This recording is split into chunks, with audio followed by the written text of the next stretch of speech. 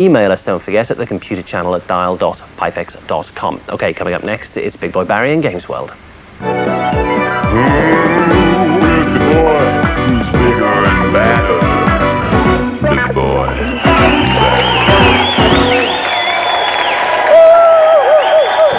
Call the tip bouncer! Paul, keep stum! Ladies and gentlemen, it's come to this. The epic saga of the Tips Bouncer has reached its final, tragic conclusion. Not since the legendary Beat the Elite final of '95 has this reporter seen such an epic television rivalry. It's like Mark Antony and Julius Caesar all over again. With Paul Levin playing Cleopatra, obviously. You see, apparently they both like to bathe in goat's milk, but that's another story for another time. It all begins after the menu, but for now, ladies and gentlemen, draw near. Nearer still. Okay, stop. Go back. I give you the trial of the Tips Bouncer. Thank you, Barry. On tonight's show, we review Riot on the PlayStation. We take a look at Soul Blade.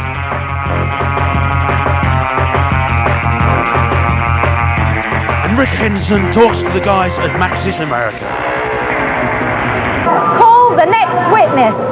Well, the main witness for the prosecution is just the down, ladies and gentlemen, and it was a sad, sad tale he told. Truly a devastating story. Apparently, the Tips Bouncer's been hiring teams of small children working through the night on his tips. There's also been some mention of rust dealing in the court this afternoon. Although it's just a rumour, it has been stated that the Tips Bouncer's walkabout for level 3 on Tomb Raider was simply made up on the bus, although this has not yet been substantiated. It's looking rather bad for the Tips Bouncer today, ladies and gentlemen, I can tell you. Tell you what, why don't you watch the reviews and I'll practice a spot of gloating.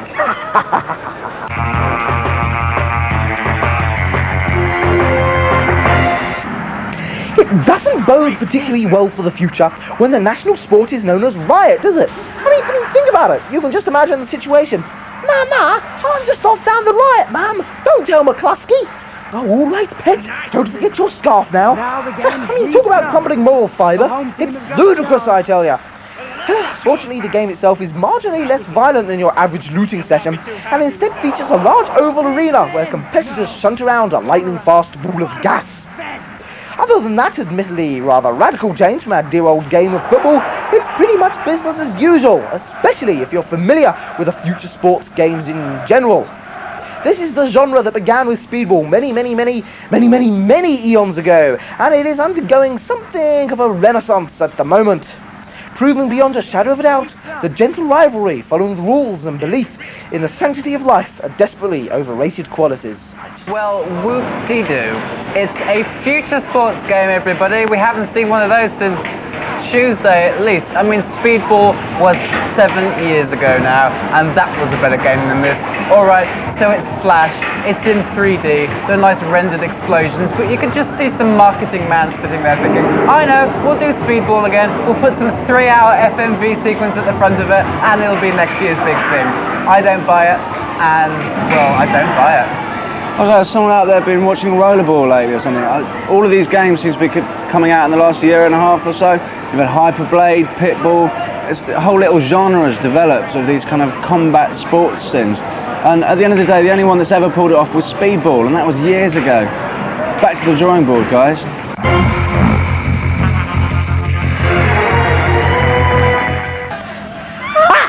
Only Jessies fight with their fists these days. You see, in the fickle world of the hit beat-em-up, it's nunchuckers or nothing, I'm afraid. Well, strangely, nunchuckers are the one thing you won't see in this conversion of Namco's volatile medieval arcade fighter. Apparently, you see, it's been decided that they make the game too violent. Well, that's alright, as long as there aren't any swords, daggers, axes, heavy iron rods and sharpened knitting needles in the game. Hang on a second. Bizarre censorship decisions aside, it's still a cracking good game and features a group of splendidly old-fashioned heavies searching for an ancient sword in the dark mists of the 16th century.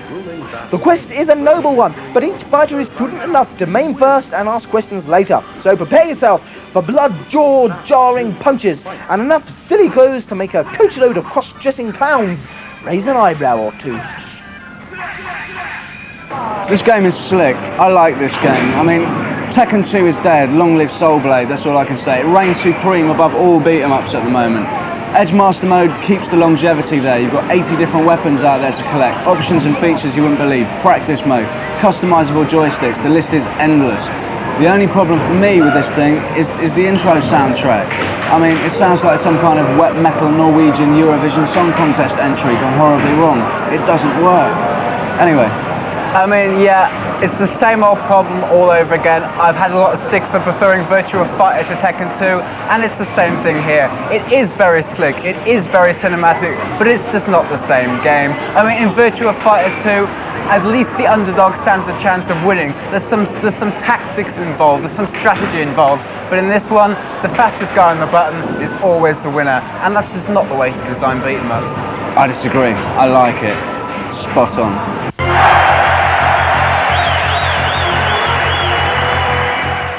The court will now recess. Oh, right, okay, well, there's a...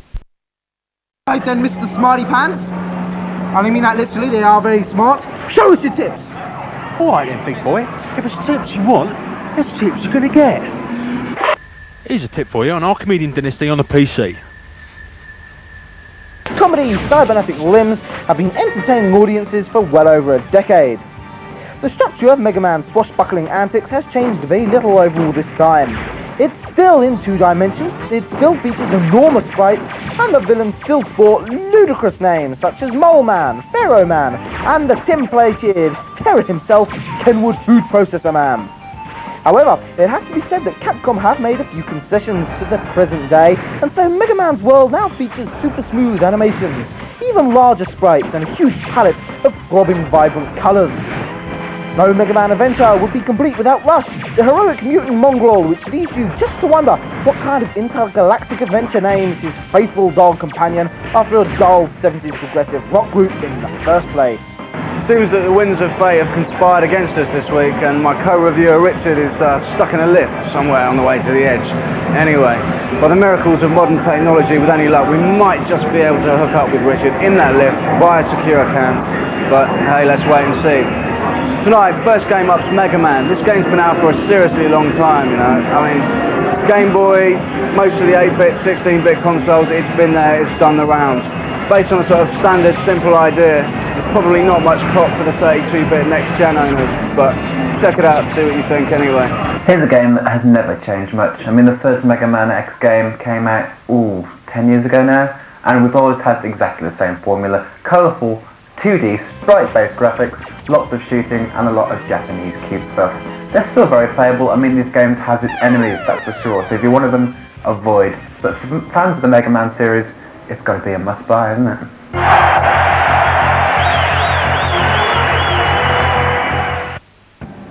Last time I looked, Repton was a small and inoffensive platform hero of the mid-1980s. Times have certainly changed. In today's troubled age, Repton Empire spans half the galaxy, and its vast starfleets regularly descend on innocent planets, ravage a few innocent maidens, and make coldly aggressive beep-beep noises. Such is the tempestuous realm of Darklight, a universe of light-sourced photon fighters, fevered space dogfights, and a touch of good old-fashioned tough guy bravado. You can only wonder at how you've managed to land yourself in the middle of the Repton's age-old conflict with the Ovians, but you better master your fighter damned quickly if you're going to master the game's numerous single-player missions. Up to 8 players can make a local network, but beware, your enemies have little respect for their own lives and are not above ill-advised attempts at diving through your surprisingly flimsy cockpit window. Next game up tonight, we've got Darklight on the PlayStation. At the moment, X-Wing vs TIE Fighter is creating a blaze across PC land, but this is the PlayStation equivalent, I suppose. It's arcade, flight sim, space styling. Definitely worth a look at. The only thing around on the PlayStation of its kind, so if you get the chance, check this one out. I had my doubts about this game when I first heard of it. I mean, I think after X-Wing vs TIE Fighter and the whole LucasArts space sim thing, nothing could beat it. And this doesn't beat it, but it's certainly a damned fine space shoot 'em up. The graphics are incredible. Beautiful light sourcing, wonderful solar flare effects. It's playable. It's very difficult, but once you get into it, you're going to love it.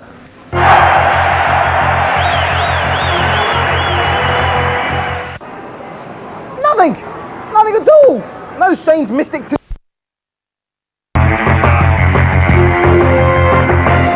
Short-circuiting electric blankets is quite common with this kind of problem.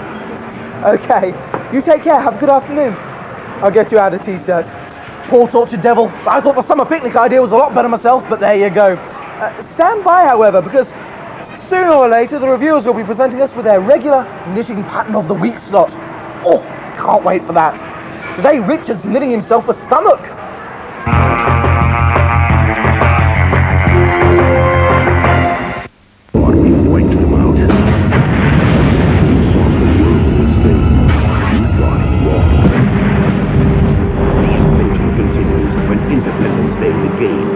Sega Saturn and Windows 95 in this action arcade game based on the theatrical event of 1996. Independence Day, the game, puts players behind the controls of the hottest jet aircraft, from F-18 Hornets to a captured alien fighter, and thrusts them into battle against the Earth's deadliest menace. Expect an alien-sized invasion of fans demanding the game that combines state-of-the-art graphics with head-to-head multiplayer combat. Independence Day, the game. God, doing that accent does not make your eyes water, but nevertheless, Independence Day, the game is almost upon us. Basically what we've got here is Afterburner with a few tentacles, but it does feature some very nice graphics, lots of flying, and enough xenophobia that you could possibly wish for in a game. It might be unrealistic to assume it's going to repeat the success of last year's blockbuster, but it's looking up to be a very, very smart game indeed. Coming soon on PC, Saturn, and PlayStation.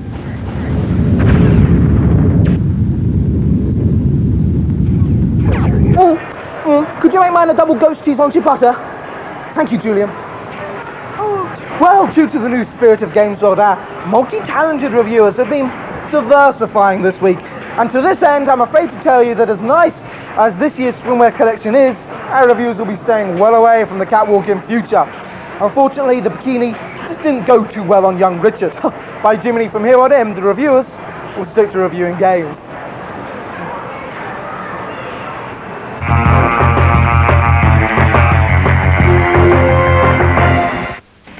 Today's console racing games are becoming frighteningly realistic affairs. The ethical questions alone are staggering. Think about it. Underage road rage, virtual whiplash. Where does it all end? And now, despite all the warnings, they're trying to do the same on the PC. Yes, that's right. Oh, it used to be such a quiet, polite machine. And now look at it. The international tracks, the millions of selectable cars, the running over deer. Oh, it can't be healthy, can it? There's even a few new features to tempt our hapless and gullible youth. There are cyber tracks where youngsters can tear up a virtual reality. There are 10-player competition modes, and there's even a responsibility-destroying satanic rock and roll soundtrack. Ooh, we must end this cycle of destruction and get PC owners playing those nice pointy clicky games they always used to. It's not good enough, damn it! Ban this filth now! Power to the people! Richard's still out there somewhere, stuck in some lift somewhere. I don't know really what's going on, so it's down to me to present this one again. First up tonight we've got GT Racer. This game's fairly average, really. I mean, there's a lot of games like this floating around at the market at the moment, and if you like these things and you're addict to these things, it's probably a good move. If you've got the steering wheel and the pedals, fine. If you're on a keyboard, it creates a few problems. Doesn't handle too well. It's too realistic, to be perfectly honest. I mean, the thing, you put on the brakes, you're going to spin out. It's just too sensitive, man. I don't know. I'm sick of this situation, I really am. You spend £1,000 on the PC and you end up with a racing game like this. I mean, we have consoles for 200 quid which produce far better racing experiences than this one. Duff graphics, duff sound, the car handles like a large cow. I'd just avoid this one if I were you. Buy a PlayStation, save yourselves the grief.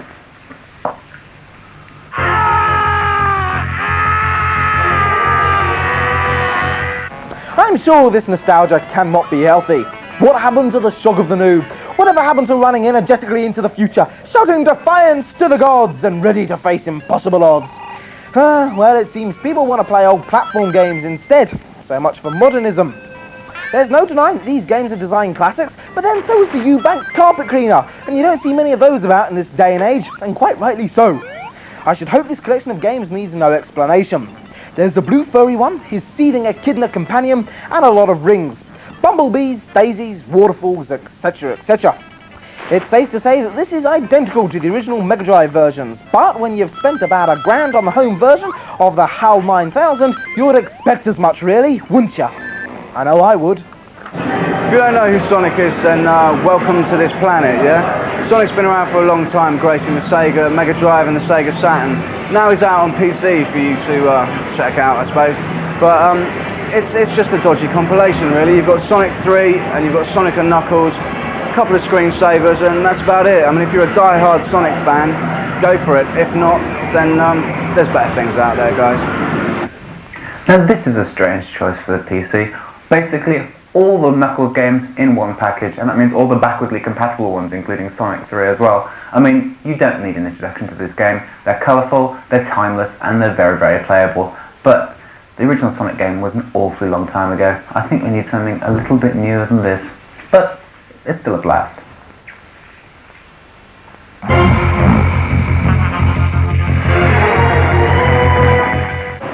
Ah, the reviewers, bless them. This week it's games. Next week it'll be nail varnish. I really am such a tremendous character. Oh, that's all about it, you see? Variety, that's what the new Games World's all about. See that? We'll have Richard and Judy eating out of our hands before the week is out. What do you think? Barry and Judy? Richard, Barry and Judy? Richard, Barry, Richard punching Judy? Judy, Barry, Richard and the security guard from the supermarket?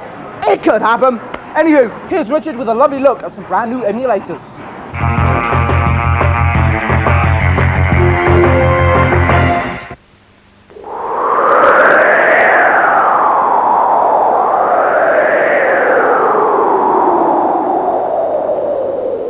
Hello.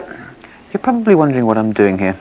But when you've finished with the console you spent hundreds of pounds on, it usually ends up in a place like this. A warehouse, an attic, or it's very unlucky, a landfill.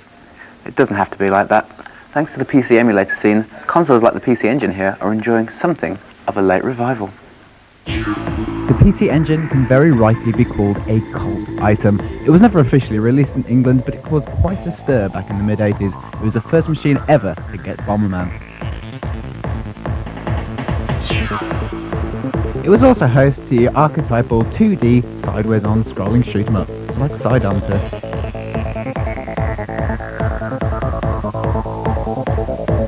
Right, so you've seen some of the games, here are the machines. Now this is the very first PC Engine, which came out in Japan about 1985.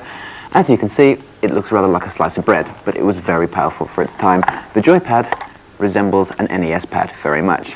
Now that's the original machine, but the real collector's item is this, the PC Engine GT, which was the first colour handheld in the world, and to date, still the most powerful. You don't see many of them about these days, but if you see one, nab them, because they're a real find.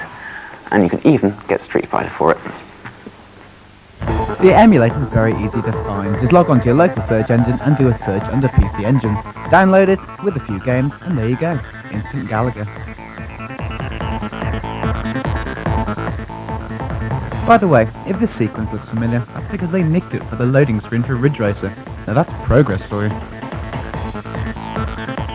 Right, let that be a lesson to you. You may be sat there all smug because of your brand new N64, but remember, one day... Who's at 6:33. Shut it, Paul! Later on in the show, we'll be interviewing the president of Scotland. In the meantime, here's the reviews. Oh, of the evening papers. You know, the posh ones. Like the one with the eagle on the front.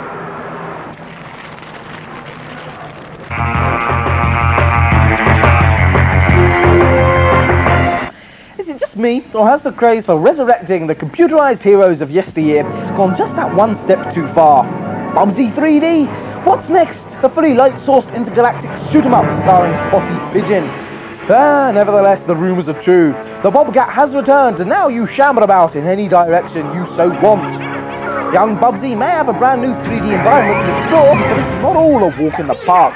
Danger comes in the form of the game's terrifying adversaries. The evil, conniving, ruthless, woolies. Now, I don't know why they're called that either, but they probably stab people to death with knitting needles or something hideous like that.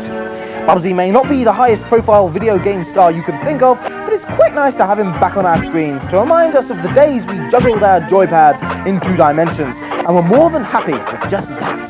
Richard is still not here. I don't know what's going on with this. This is just getting stupid. We've loaded him down some food and a bucket, but you never know, he might get here eventually. Anyway, first up tonight we've got Bubsy 3D, PlayStation's answer to Mario. Don't expect too much on this one. It's not half as enjoyable, it's not half as visually impressive, and it's not really that fun at all, to be perfectly honest. This game's been around for a while. It's been out Mega Drive. It graced the formats of the 16-bit genre a while ago. Bubsy the Bobcat's back, and I ain't going to play with him. Now this is a game we thought would never be released. We previewed this about 7 years ago, and it didn't look so good then. It's been taken back and debugged to death, and it's alright. It's just not brilliant. I mean, we're seeing a lot of innovation at the moment. We've got Mario 64 and a lot of 3D stuff coming out. This is basically just scraping an above average platform fare. And let's face it, Bubsy was never the best of cartoon heroes, was he?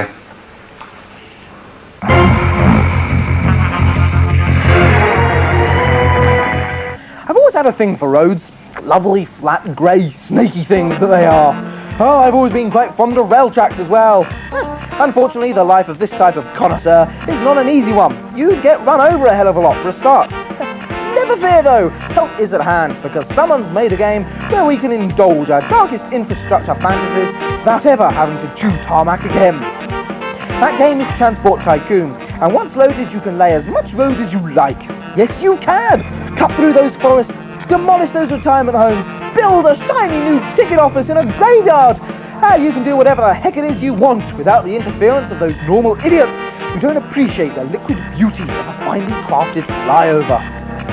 From now on, your life will be filled with beautiful curbs, perfectly fashioned zebra crossings, underpasses, footbridges. Oh, and it says here that you've got to make money as well. Second up tonight we've got Transport Tycoon. Already this week we've already had one sim game. Here's another one.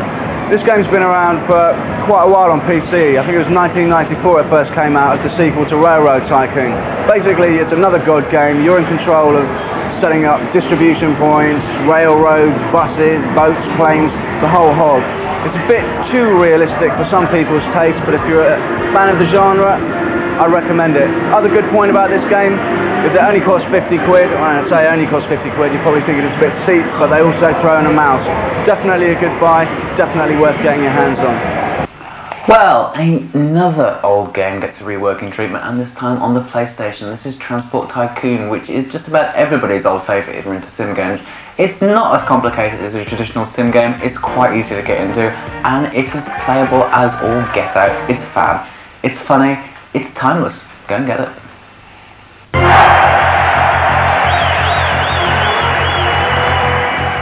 Yeah.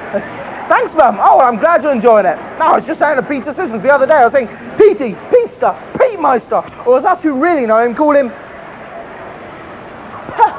Yeah, I'm glad you enjoyed it. Okay, well, we're live coast to coast. All right. Okay, warm socks, pack the Lego away, spaghetti hoops for tea. Okay, bye, Mum. Oof, God, love a duck, that was hard work. At least you didn't see Bernie the comedy emu. She has an unnatural fear against glove puppets, as my old mum.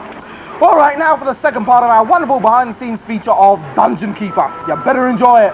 As for me, I need to lie down and a bucket of fried chicken.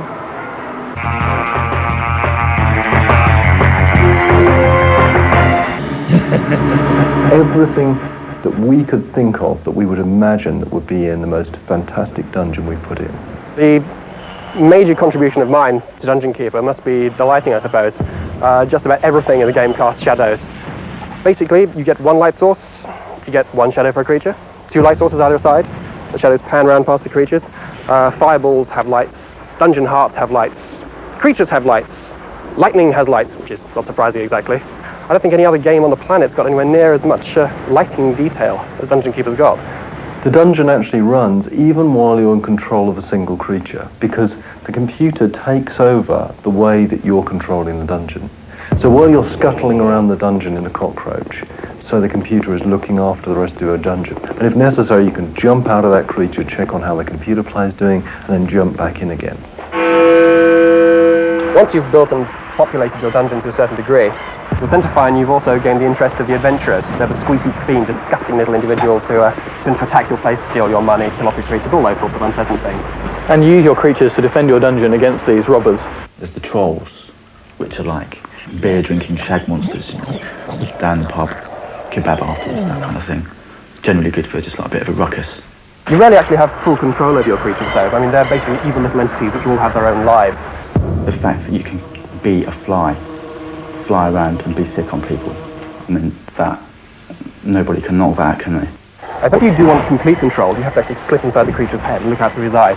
Once you've done this, you take on all the creature's abilities and you actually become that creature. Oddly enough, it's great fun being a vampire. Yes, it is. Alex Peters, support programmer. My involvement in Keeper has included the front end and the scripting language. The other thing I've been doing is the network game, which is obviously very important. Yeah, multiplayer games these days are becoming increasingly important. They do extend the life of single-player games a great deal. We've got the deathmatch game, which is like a Doom-style game where you take control of different creatures and attack each other in first person. There's the Keeper versus Keeper game where you play against enemy dungeon keepers, and there's the Hero versus Keeper game as well, where you play the part of a hero attacking another person's dungeon. And also, after Keeper finishes, we'll be doing Internet Keeper, which will allow hundreds of players to play across the world. Which is nice. It's not like most other games. Most other games seem to concentrate on the light side of things. There are a few notable exceptions, but even those don't seem to really appreciate the true darkness. Dungeon Keeper is truly a dark game. It's the most challenging game that I've ever worked on, and I think the best game. To Dungeon Keeper. To Dungeon Keeper.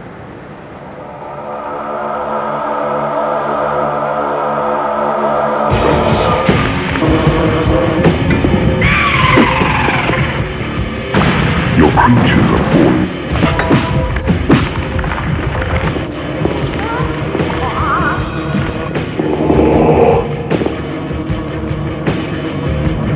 Your creatures need more living space. Oh, thank goodness for that, viewers. Everything's back to normal. Back to wild-eyed, hell-raising parties. Ladies and gentlemen, I therefore present to you the one, the only. He's rude, he's naughty, like John Travolta from Get And in the green strips, playing from right to left. And your early views, please, Ricky boy. Well, Eagle started with a fury here. He's broken into Killer's half and he's just running for that line. Unfortunately, he seems to be running through the middle each time.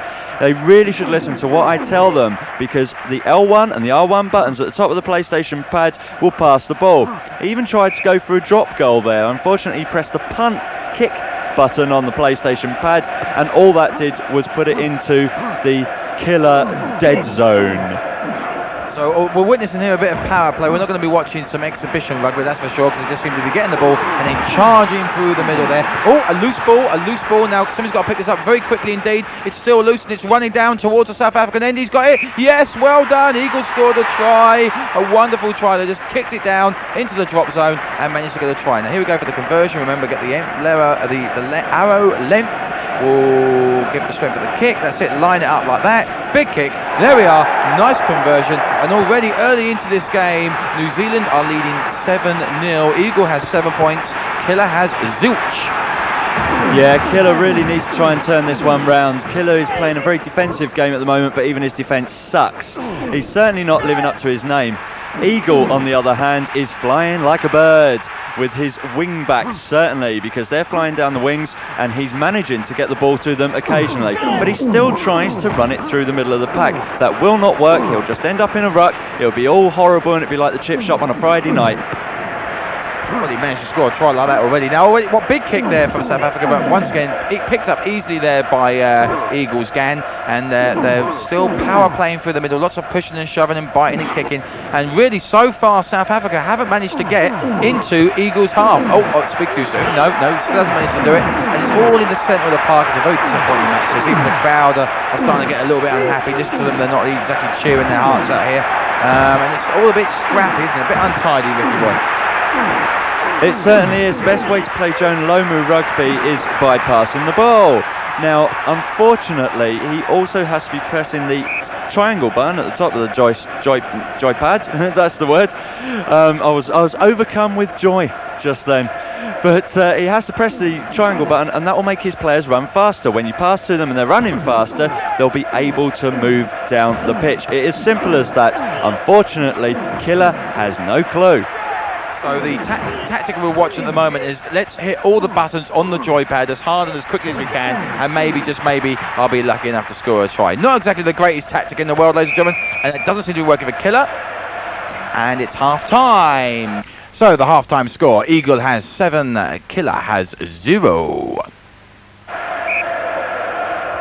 So here we go with the second half, and this time Killer is playing in green as South Africa from left to right. And of course that means that Eagle is New Zealand, and he's playing from right to left in this half. Now, what can they do here? It's a short line-out. Now, a short line-out is where you only have 3 players in the line-out, giving you better viewpoint and better perception of where the ball should actually go. Unfortunately, neither player has actually taken advantage of the greater perception, and they're all blinded to back, it looks like here. So the half-time orange and cup of tea doesn't seem to be working, but once again South Africa are in big trouble here, and New Zealand could be really power playing, and they're just got to get the ball there and try and push it, trying to get wide. They're so close and yet so far, using the wing backs, but still can't get in to the South Africa drop zone to get that try. It's all very close, all very tight, and he's going to go for a drop kick. Is he going to make it? South Africa have got to get rid of this very quickly. No, the other way, son, the other way. Oh, this could be it, this could be it. Oh, it's still in the drop zone, you want to get it out. Oh, he managed to run it out of play. Big kick now is required, a big kick. No, that was a pathetic kick there, Killer. And once again, Eagle back onto the pressure. And I really think Killer has lost a sense of winning here. I don't think rugby's his strong point, Rick. No, certainly he's going to have to make it all up in Cool Borders and Wave Race 64, because Eagle has this game well and truly sewn up, or at least looking at Killer's form so far. And look at this fantastic run by Eagle. Yes, a fantastic run. He's going to score a try. He certainly has. That's put it all in the bag. That surely is his game, and 3 points on the leaderboard. That he's going to put it wide. He managed to get the distance on it. He managed to get the roughly right direction, but unfortunately the wind took it wide of the post. That's not an extra 2 points, so that's only 12-0, but I think that's good enough. Yeah, I think you're right there, Ricky boy. Eagle really didn't mind getting that kick, because Killer's really not showing us how to play this game, and Eagle is just sort of like doing a bit of an exhibition. He's always got to do is keep the ball now, just keep running up and down, trying to use those wing backs, try and give it to a player who can leg it down the pitch and score you a nice little try here. I mean, Killer's guys might look good in green, but they definitely can't play rugby. So once again, it's all a bit messy, all a bit scrappy in the centre of the park. We're nearing full time as well. It's getting very close indeed. Big push, power shove, lots of biting. That's it, biting the ears there as they do in rugby. But once again, it's all punching and kicking, and really this isn't going to help Killer whatsoever. He needs to get the ball wide. He needs to get it kicked up the other end towards New Zealand's end and try and score a few tries here. I mean, there is time and he can do it, but he needs to do it now, doesn't he, Ricky boy? He certainly does, and what he must remember at this point is the 5 minutes are almost up, and as long as the ball does not go out of play, the referee will not blow his whistle. That means that he still will have a chance, but he's getting perilously close to the touchline there, and that will be the end of the game. As soon as it goes over that line, that is the end. Come on, pass it around, Killer. You can't win this way. No, he's put it out. That is full time. So there we are, full time, 12-0 to Eagle, 3 points on the